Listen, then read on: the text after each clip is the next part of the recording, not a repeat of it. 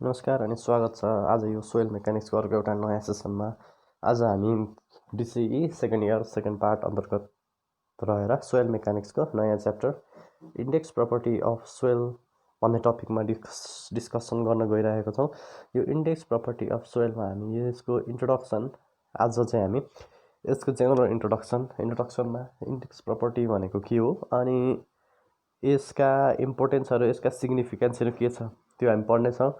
यसमा पर्ने soil grain properties अनि सोइल एग्रिगेट प्रपर्टिजको बारेमा जानकारी लिनेछौँ अनि यसको मेकानिकल एनालाइसिस भनेर एउटा सिभ एनालाइसिसको बारेमा साधारण जानकारी लिनेछौँ।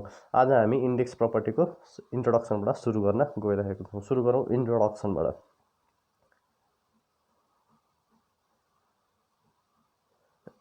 इन्ट्रोडक्सनमा के भनेको छ भने numerical results of classification test भनेको छ। जब क्लासिफिकेसन टेस्ट भनेको चाहिँ के हो भनेर भन्दाखेरि जुनसुकै टेस्टहरू हामी सोइल मेकानिक्समा गर्छौँ त्यो सबै टेस्टहरू चाहिँ क्लासिफिकेसन टेस्ट हो।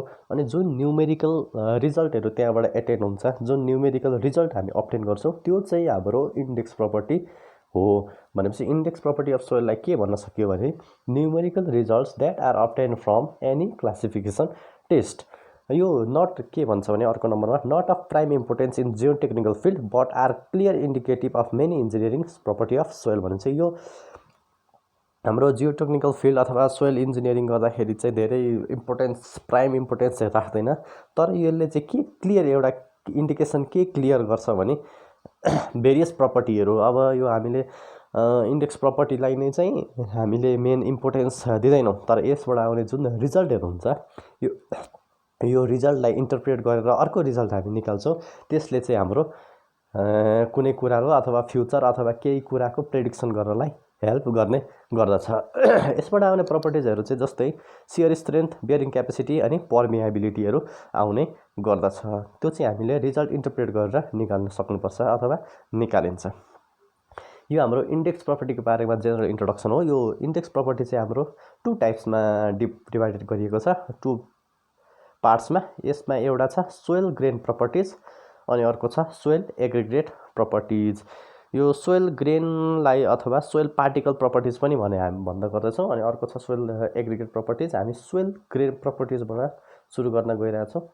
यसलाई सोइल पार्टिकल अथवा सोइल ग्रेन प्रपर्टिजलाई के भनिन्छ भने as the name suggest this properties are possessed by independent particle of soil mass irrespective of their arrangement in soil mass such as specific gravity, mineral composition, shape, size and grains। भनेपछि यो चाहिँ soil property भनेको grain property चाहिँ यस्तो खालको property हो जसको चाहिँ इन्डिपेन्डेन्ट पार्टिकल्स, सोइलका इन्डिपेन्डेन्ट पार्टिकल अथवा एउटा इन्डिभिजुअल पार्टिकलले पोजेस गर्ने प्रपर्टी हो, जुन चाहिँ यो सोइल कस्तो जियोमेट्रीको छ, कुन तरिकाले एरेन्ज भएको छ, यसका सेप, साइज अथवा मासहरू कस्तो छन् त्यसमा चाहिँ डिपेन्ड हुँदैन। भनेपछि यो चाहिँ एउटा इन्डिभिजुअल सोइल मास अथवा इन्डिभिजुअल सोइल ग्रेनले डिटरमाइन गर्ने अथवा पोजेस गर्ने प्रपर्टी हो, जुन चाहिँ यसको mass, specific gravity, mineral composition अनि यसको सेप, साइजमा डिपेन्ड गर्दैन।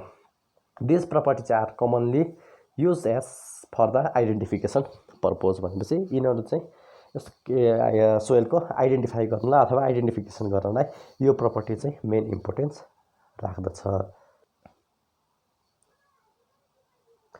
अर्को छ हाम्रो सोइल एग्रिगेट प्रपर्टिजको बारेमा। सोइल एग्रिगेट प्रपर्टी चाहिँ के भन्छ भने this property depends on the soil mass as a whole and are determined by stress history, mode of formation and structure of soil. The behaviour of entire soil mass is dependent upon the soil aggregate properties. These properties greatly influence the engineering performance of soil भन्छ। अघि हामीले soil particle properties पढ्यौँ, त्यो चाहिँ एउटा पार्टिकलले possess गर्ने property हो भने यो सोइल एग्रिगेट प्रपर्टी चाहिँ यो चाहिँ पुरै सोइल मासले पोजेस गर्ने प्रपर्टी हो। यसले चाहिँ सोइलको प्रपर्टी एज अ होललाई डिनोट गर्छ।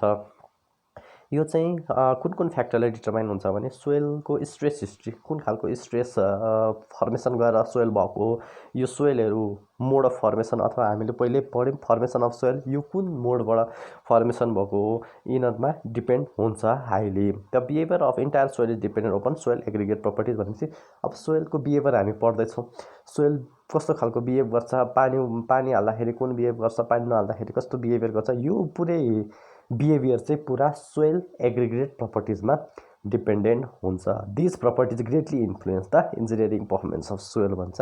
इन्जिनियरिङ प्रपर्टिज अथवा इन्जिनियरिङ पर्फर्मेन्समा चाहिँ यो प्रपर्टीको धेरै इम्पोर्टेन्ट छ अथवा ग्रेटली इन्फ्लुएन्स छ। हामी सबै थोक गर्दाखेरि जेसुकै पनि इन्जिनियरिङ सोइल इन्जिनियरिङको बारेमा जानकारी लिँदाखेरि चाहिँ सोइल एग्रिगेट प्रपर्टिजलाई नै बेस मानेर गर्ने गर्दछौँ। These properties are very important to identify the characteristics of the natural deposits of building construction भनेपछि अघि भनेको यसले चाहिँ सोइल इन्जिनियरिङलाई ग्रेटली इन्फ्लुएन्स गर्छ। Soil aggregate properties can be divided into two categories of soil भनेपछि दुईवटा क्याटेगोरिजमा हामी यसलाई डिभाइड गरेर पढ्छौँ। एउटा छ फाइन ग्रेन्स, यसमा चाहिँ हामी फाइन ग्रेन्समा चाहिँ यसको वाटर कन्टेन्ट र कन्सिस्टेन्सी लिमिट यो कोर्समा पढ्नेछौँ। अनि अर्को छ कोर्स ग्रेन, यहाँनिर छुटेछ सरी, यसमा हामी कोर्स ग्रेन पढ्छौँ। कोर्स ग्रेनमा चाहिँ रिलेटिभ डेन्सिटी हामी पढ्ने गर्छौँ। हामीले सुनेका छौँ फाइन एग्रिगेट र कोर्स एग्रिगेट हो भनेको यही हो, फाइन ग्रेन्स र कोर्स ग्रेन हो। फाइन ग्रेन्समा वाटर कन्टेन्ट र कन्सिस्टेन्सी लिमिट हामी पढ्छौँ, अनि कोर्स ग्रेनमा चाहिँ रिलेटिभ डेन्सिटी हामी पढ्छौँ।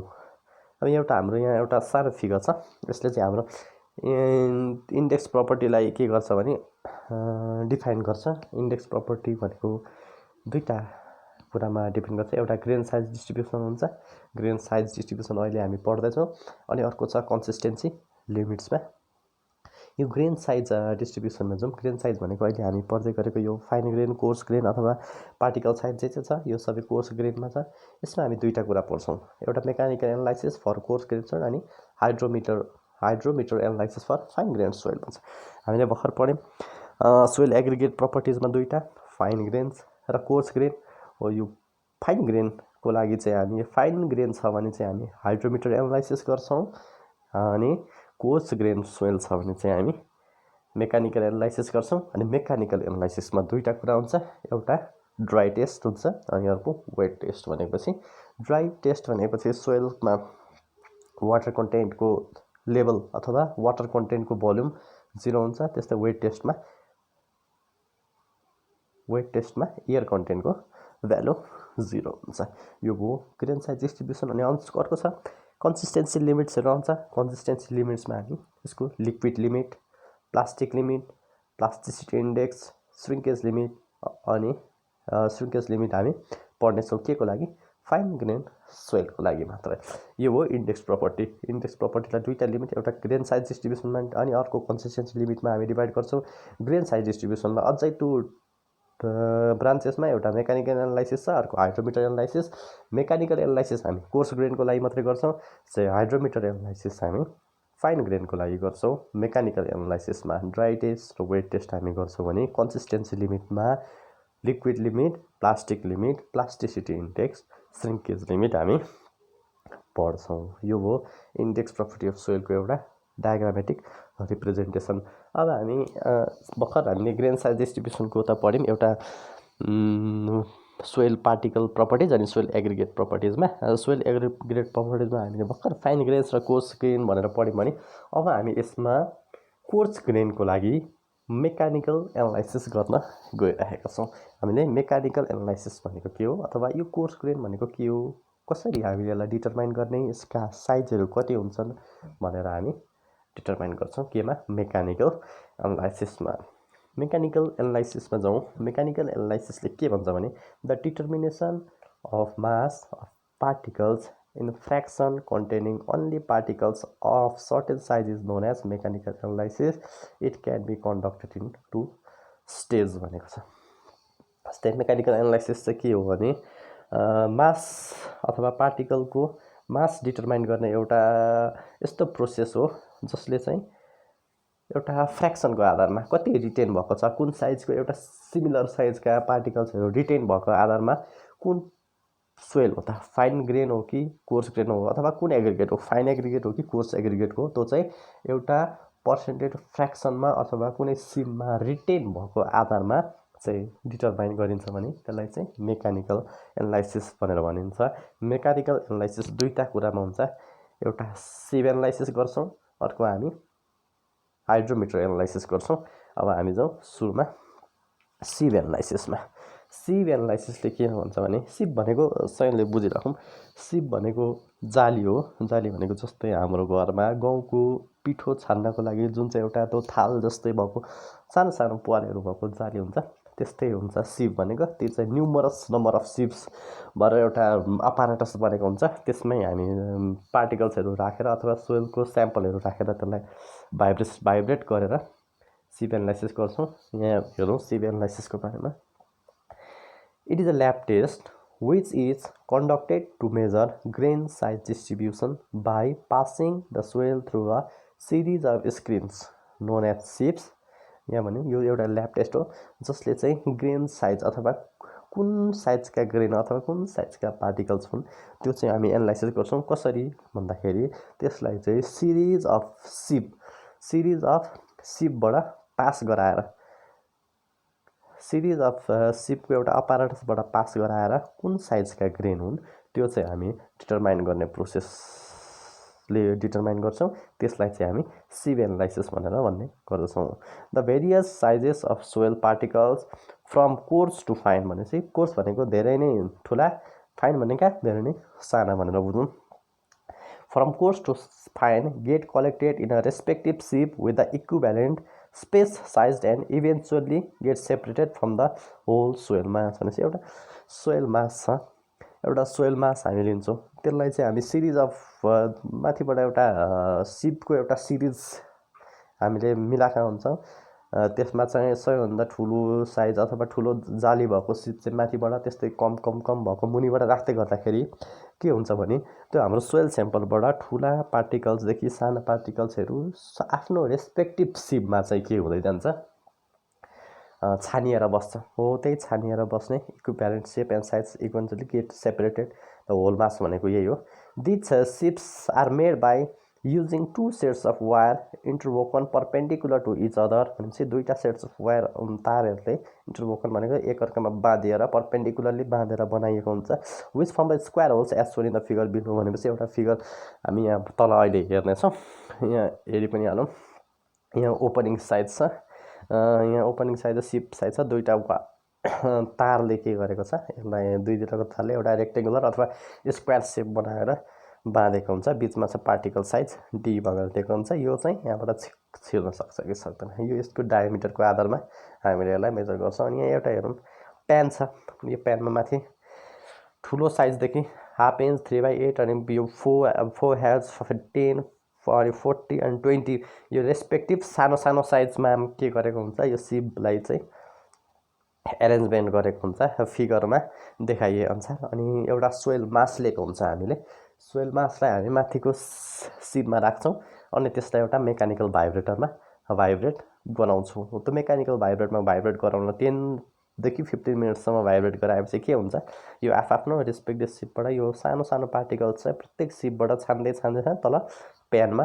आएको हुन्छ। हो यो तर जुन चाहिँ सबैभन्दा सानो प्यान तलको प्यानमा आएको हुन्छ त्यो चाहिँ फाइन ग्रेन हो, जुन चाहिँ माथि रहन्छ रेस्पेक्टिभ डायमिटर भएको जालीको सिपमा हो त्यो चाहिँ त्यही साइज, जुन साइजको हाम्रो जाली हो त्यही साइजको कोर्स एग्रिगेट भनेर हामी अथवा त्यही साइजका एग्रिगेट हो भनेर हामी भन्ने गर्छौँ। यसको प्रोसेसमा हेरौँ त, these ships are made by using two sets of wire interwoven perpendicular to each other which forms a square hole as shown in the figure below.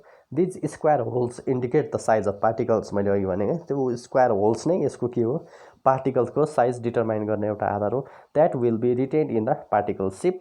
The size of the sieve ranges from 15 to 20 centimetre and the size of holes sieve, the size of sieve ranges भनेको अब सिपको size भनेको कति diameter कति ठुलो सिप जाली हो भनेर भन्दाखेरि 15 to 20 सेन्टिमिटर डायमिटर हुन्छ भने त्यसमा भएका प्वालहरूको साइज चाहिँ 75 माइक्रोमिटर अथवा माइक्रोन 75 माइक्रोन टु 80 mmसम्मका हुन्छन्।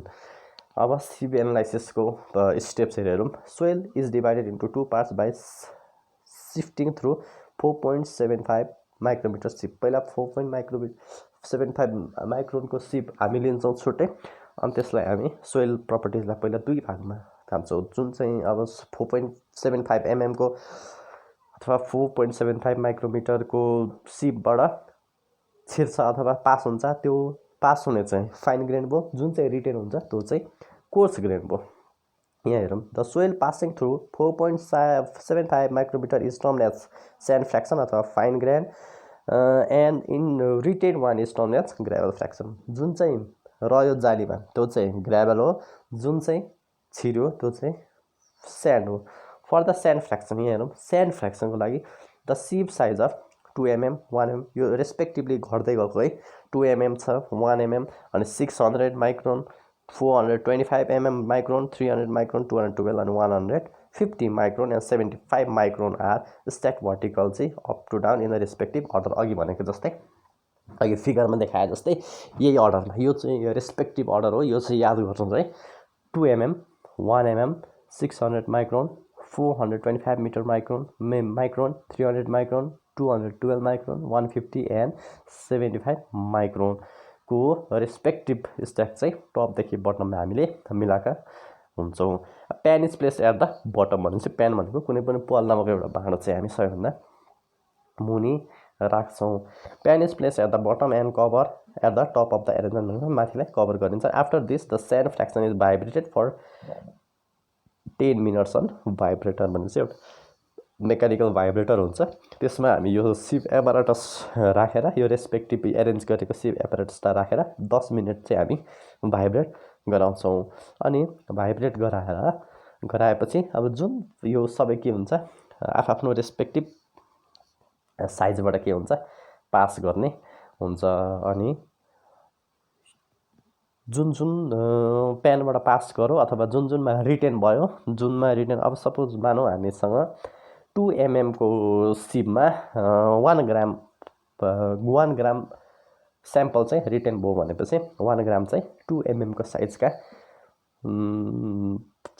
फाइन ग्रेन अथवा स्यान्ड फ्र्याक्सन हो भनेर हामी भन्छौँ। त्यस्तै ग्राभल फ्र्याक्सनको लागि 80 mm 40 mm 20 mm 10 mm सिप्स आर एरेन्ज। अहिलेको जस्तै भनेपछि अघि जुन तरिकाले 2 mm 1 mm अनि 600 माइक्रोनको जस्तै एरेन्ज गरेको थियो, त्यस्तै 80 mm 40 mm 20 mm अनि 10 mm को सिप एनालाइज गरिन्छ। अनि त्यसलाई तल प्यान राखेर माथि कभर गरेर मेकानिकल भाइब्रेटरमा 10 मिनट्सको लागि के गरिन्छ, भाइब्रेट गरिन्छ।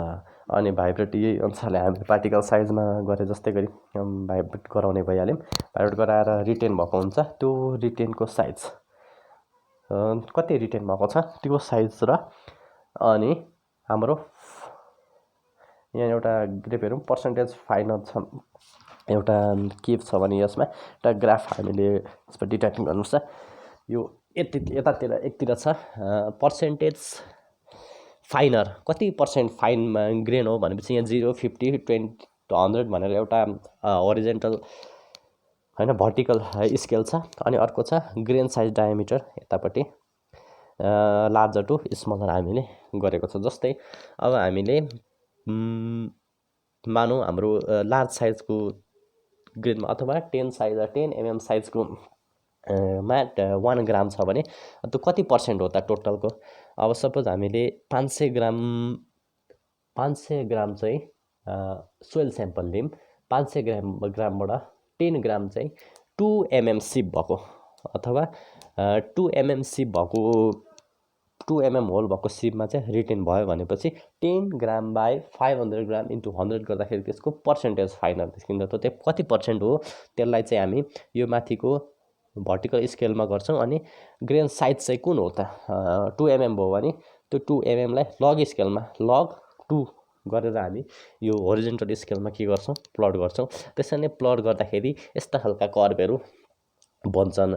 यहाँ हेरौँ एउटा यो डट डट अथवा हिडन लाइन जस्तै डटेड लाइन्सले छ फुल्लर थ्योरेटिकल कर्भ भनेको छ। यदि फुल थ्योरेटिकल यस्तो यो चाहिँ एउटा आइडियल कर्भ पनि मानिन्छ स्यान्डको लागि। यो चाहिँ यो पुरै पास हुने अथवा फुल फाइनर ग्रेन अथवा फुलर फाइन कर्भ छ भने चाहिँ यस्तो खालको हुन्छ। तर यो चाहिँ हाम्रो अप्टेन हुँदैन रियल लाइफमा। हाम्रो अब यदि फाइन ग्रेन छ भने वेल्ली ग्रेडेड अथवा प्रपरली ग्रेडेसन गरेको, यसमा ग्रेड गरेको साइजहरू मिलेको सबै मिलेका सोइल स्याम्पलहरू लिएर गरेको छ भने कर्भ वेल ग्रेडेड सोइल भनेको जस्तै माथिको एउटा कर्भ देख्न सकिन्छ वेल ग्रेडेड सोइल, त्यस्तो खालको कर्भ आउँछ। अनि अर्को एउटै साइजका छन् सबै खालका सोइलहरू प्राय एउटा साइजका छन् भने युनिफर्म सोइल हुन्छ। अनि अर्को अलिक धेरै खालका डिफ्रेन्ट खालका छन्, अलिक पार्टिकल साइजहरू भेरियस खालका छन् भने चाहिँ त्यो चाहिँ ग्याप ग्रेडेड सोइलको जस्तै कर्भहरू बन्छ। हामी चाहिँ मेनली यसमा वेल ग्रेडेड सोइल अथवा युनिफर्म सोइलको बारेमा जानकारी लिनेछौँ यो अरू आउँदै गर्दाखेरि च्याप्टरमा। यो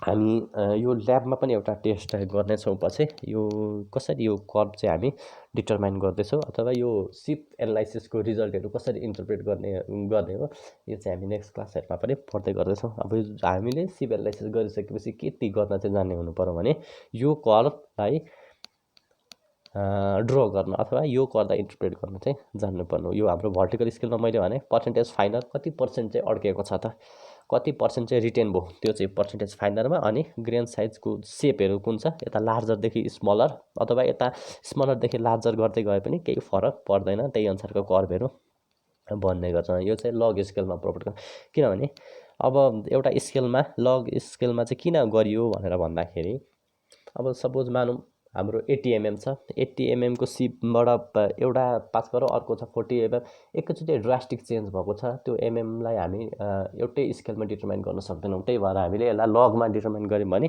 सबै खालका स्केलहरू यसमा अट्ने गर्छन्। यो हामीले एउटा स्केलमा अटाउनको लागि लग स्केल युज गर्छौँ। त्यही लग स्केलमा प्लट गर्दाखेरि यस्ता खालका कर्भहरू हामीले पाउने गर्दछौँ। ल आज यति भयो हाम्रो यो सिप एनालाइसिस अथवा इन्डेक्स प्रपर्टी अफ सोइलको बारेमा। नेक्स्ट क्लासमा हामी यो हाइड्रोमिटर एनालाइसिस अथवा ड्राई सिप एनालाइसिस अथवा वेट सिप एनालाइसिस अथवा हाइड्रोमिटर एनालाइसिसको बारेमा जानकारी लिनेछौँ। हस् त, यति बेरसम्म साथ दिनुभयो धेरै धेरै धन्यवाद। यसका नोटहरू म प्रोभाइड चाँडै नै गर्नेछु। हस् त, धन्यवाद।